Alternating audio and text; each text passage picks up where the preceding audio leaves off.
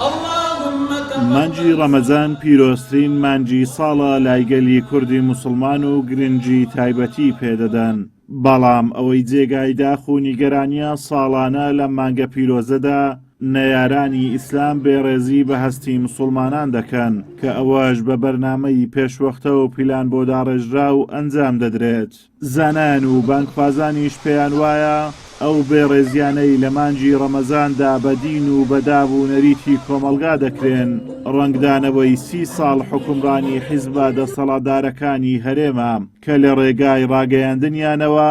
دەیانەوێت ئاشتی کۆمەڵاتی تێک بدەن و شیرازەی کۆمەلگا بشێوێنن.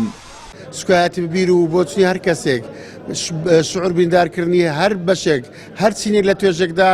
بەڕاستی تەنها کەسی نەفام کەسی ناشایستە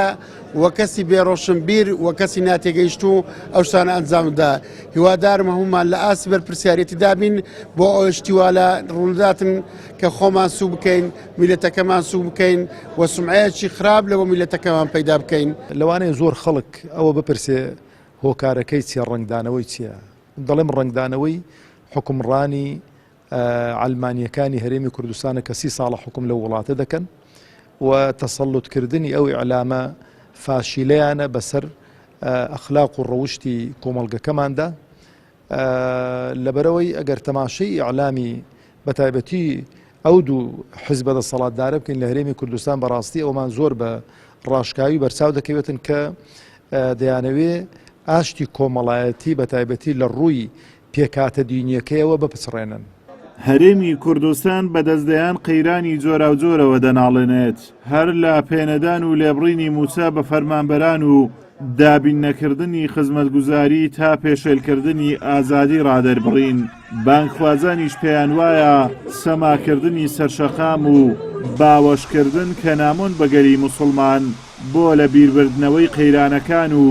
دروستکردنی قەیرانی نوێیە لە ژێرناوی ئازادیەکی درۆینەدا.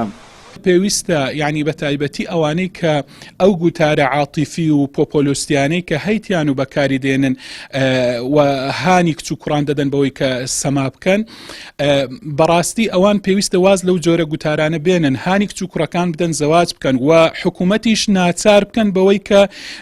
سەپۆرتی ئەو کوڕ و کچانە بکەن گەنجان بکەن بەوەی کە زەواج بکەن و ژن بێنن ئەو کاتە بە حەزەکەی ئەگەر زەواجاکن با لە ماڵەوە هەموو ڕۆژ بخۆیان هەڵپەڕن و سەما بکەن و بێگومان ئەو کاتەش ئەوەشیان بۆ بە عیبادەت و بە خواپەرستیدا ئەندرێتن. خوشک و برانی بەڕێز ئەو کردوانەی کە دەیبینین هەموو ڕەتفیعلی ئەو هەموو دینداریە کە لە هەرێمی کوردستان ئەکرێ هەزار و قسوور کەس ئافرەت بڕیاری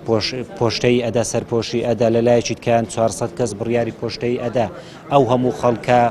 ڕوو لە مزگەوت و تەڕاویح و عیبادەت و تاعەتە ئەو خەڵکە ئەو هەموو دینداریە و خواناسەی لەو هەرێمی کوردستانە بینین چاویان پێ هەڵنای جا لێرە و لەوێ کۆمەڵە کردەوەی ئەنوێنن هەتا خەڵکی پێ ئیستیفزاز کرد. دروستکردنی شوبوهات بە ناوی بەرنامەی ئاینی و پەخشکردنی درامای نەگونجاو بە دابوونەریتی کۆمەلگا ساڵانە لە مانجی ڕەمەزاندا پیشەی بەشێک لە کەناڵەکانی سەربەدەستەڵاتە کە بە پارەی حەرام و دزراوی ملت بەڕێوە دەبرێن کە ئامانز لێی هێنانی کولتور و فکری دژە ئیسلام و ڕەوازدانە بە بێبەهاکردنی هەموو بەهاکان لە ژێرناوی ئازادیدا بەڵام ئازادی بە هیچ کەسێک ڕەوا نابینرێت کە دژی گەندەڵیەکانی دەستەڵات دەوەستێتەوە.